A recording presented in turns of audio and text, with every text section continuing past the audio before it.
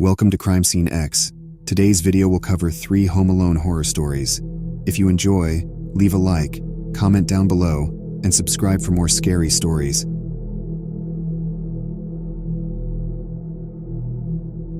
I never thought a quiet Friday evening could turn into a harrowing ordeal.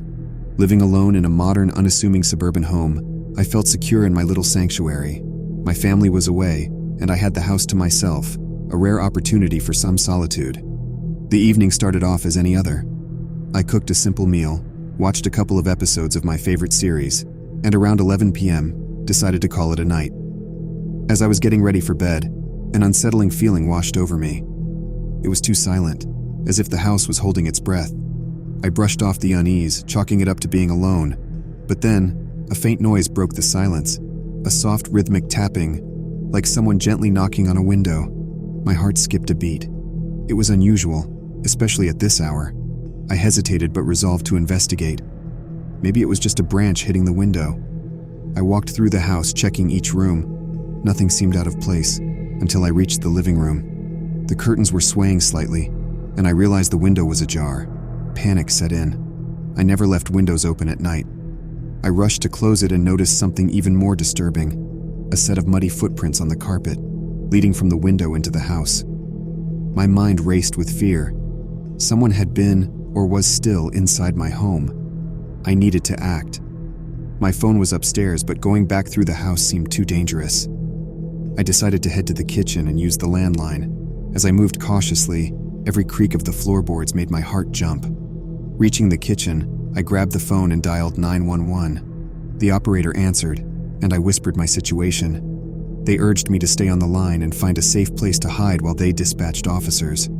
I crouched down in the pantry, leaving the kitchen lights off to avoid drawing attention. The wait was agonizing. Every sound amplified my fear.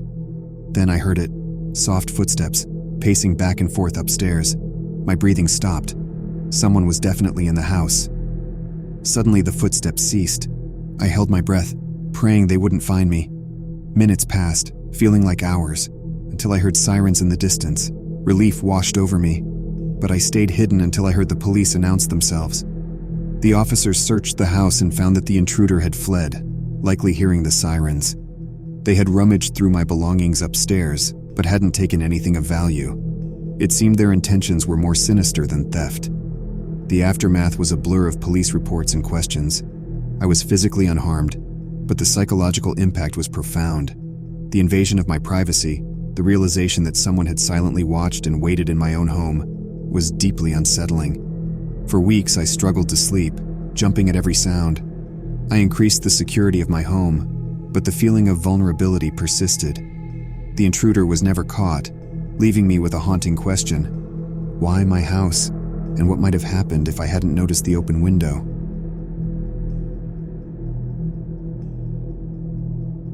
On that eerie night, the world outside my cozy living room seemed cloaked in an unnatural silence. Living alone in this house at the edge of town usually gave me a sense of peace, a respite from the bustle of city life. But tonight, something felt off. I was curled up on my couch, a half-read book lying forgotten in my lap as I aimlessly channel surfed, looking for something to distract me from the unsettling quiet. That's when an inexplicable feeling crept over me, the sensation of being watched. It was ridiculous, I thought, just the jitters from too many late-night crime shows. However, to quell this nagging unease, I decided to glance outside the window. I wish I hadn't. In the dim light cast by my porch stood 2 men. They were eerily still. Their faces I could not see clearly, but their intent, unblinking gaze was unmistakable. They were looking right at me. Panic gripped me like a vice. This had to be some sort of sick prank. I rushed to the front door, fumbling with the lock, my hands shaking uncontrollably. I raced to check the windows, securing each one, but as I reached the last, I heard it. The unmistakable sound of someone trying to force the front door open. The audacity of their brazen attempt to break in while I was clearly home sent waves of terror through me. I pulled out my phone with trembling hands and called 911. The operator's voice was a faint lifeline in the chaos of my fear. I whispered my address and situation, crouching beneath the window to stay out of sight. They assured me that help was on the way, but in that moment, salvation felt like an eternity away. Then came the shattering sound of breaking glass from the kitchen. They had broken in. My mind raced with horror. I had to hide. I darted upstairs to my bedroom, locking the door with a shaking hand, and slipped into the closet, clutching my phone like a talisman. From my cramped, dark refuge, I could hear them, the intruders, moving through my home. The sound of my life being invaded, drawers being yanked open, items clattering to the floor, was agonizing. I huddled in the closet trying to muffle my sobs, praying they wouldn't find me. Time lost meaning as I cowered in the dark. I flinched with every creak and thud, each sound a potential herald of my discovery. Then, the inevitable. Footsteps approached my bedroom. My heart hammered against my ribs, threatening to betray my hiding spot. The bedroom door creaked open, and I heard them enter, their footsteps heavy and searching. I could barely breathe as I listened to them rummage through my room. Their voices were low, a sinister murmur that made my skin crawl. I strained to hear their words, hoping for some clue as to what they wanted, but their conversation was muffled and indistinct. Just as I felt I could take no more, the distant wail of sirens pierced the night. The intruders paused. There was a hurried shuffle of movement, then the sound of them retreating. I remained frozen in place, not daring to emerge from my hiding spot until I heard the reassuring voices of the police officers calling out. The intruders had vanished into the night by the time the police arrived. They had left a wake of disarray in my home, a physical manifestation of the violation I felt. The officers were thorough and kind, taking my statement and assuring me they would do everything to catch the perpetrators. But their words were a small comfort against the shattered feeling of safety in my own home. In the aftermath, friends and family rallied around me, offering support and a place to stay. But the trauma of that night lingered. The sight of those two figures, staring at me through the window, haunted my dreams. Even in the safety of daylight, I found myself constantly glancing over my shoulder, half expecting to see them lurking in the shadows. The intrusion had stolen more than just my sense of security. It had taken my peace of mind. No longer did I view my solitude as a sanctuary. It had become a vulnerability. The memory of that night, of being so terrifyingly close to harm, echoed in every creak of the floorboards, in every gust of wind against the windows. It was a reminder of how quickly tranquility can be shattered, how easily the shadows can hide dangers we never imagine will come knocking at our door.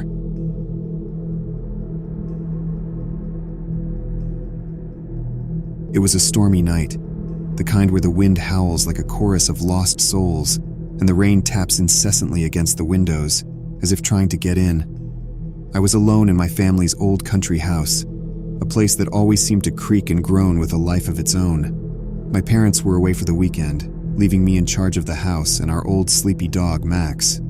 The day had been uneventful, filled with mundane tasks and the comfort of routine. As night fell, however, a sense of unease began to creep over me. The house, usually so familiar, felt strangely alien, its shadows deeper, its silences more profound. I tried to shake off the feeling, attributing it to the storm and my overactive imagination. After dinner, I settled down in the living room with a book, Max, at my feet. The power flickered once, twice, then steadied, adding to the eerie atmosphere. I read by the light of a single lamp, the rest of the room lost in shadow. The first odd occurrence was the sound of footsteps upstairs. I froze, listening intently. Our house was old. It was probably just the wind, I reasoned. But then, the footsteps continued, deliberate and paced. Max lifted his head, ears perked up. I called out, thinking maybe my parents had come home early, but there was no answer. Just the sound of footsteps, moving from one room to another. Gathering my courage, I took a flashlight and went to investigate. The upstairs hallway was dark and cold, the air thick with a sense of foreboding. I checked each room, finding nothing amiss, but the feeling of being watched was overwhelming. As I turned to head back downstairs, I heard a whisper, soft and menacing, right behind me. I spun around, the flashlight beam cutting through the darkness, but there was no one there. Heart pounding, I hurried back downstairs, locking myself in the living room. Max was growling now, a low guttural sound that I had never heard from him before. The house creaked and moaned around us, and I could hear something scratching at the windows, like gnarled fingers seeking a way in. Then the lights went out. I was plunged into darkness, the storm raging outside, the only sound the beating of my own heart and Max's growls. The flashlight was my only source of light, its beam trembling as my hands shook. I heard the footsteps again, this time coming down the stairs, slow and deliberate. I pointed the flashlight toward the sound, but there was nothing there. The temperature dropped, and I could see my breath in the air. I felt a presence in the room with me, something malevolent and angry. The whispering started again, surrounding me, voices that were not quite human. Max barked furiously, lunging toward something I couldn't see. Then, with a suddenness that left me reeling, the lights flickered back on. The room was empty, the storm had passed, and the house was silent except for Max's heavy breathing. I checked every lock, every window, but found nothing out of place. The rest of the night was uneventful, but sleep was impossible. I kept hearing that whisper, feeling that presence, long after the sun rose and the house returned to its usual benign self. To this day, I can't explain what happened that night, whether it was a trick of the storm, my imagination, or something else, something lurking in the old walls of the house, waiting for the storm to give it strength. Thanks for watching. See you all next time.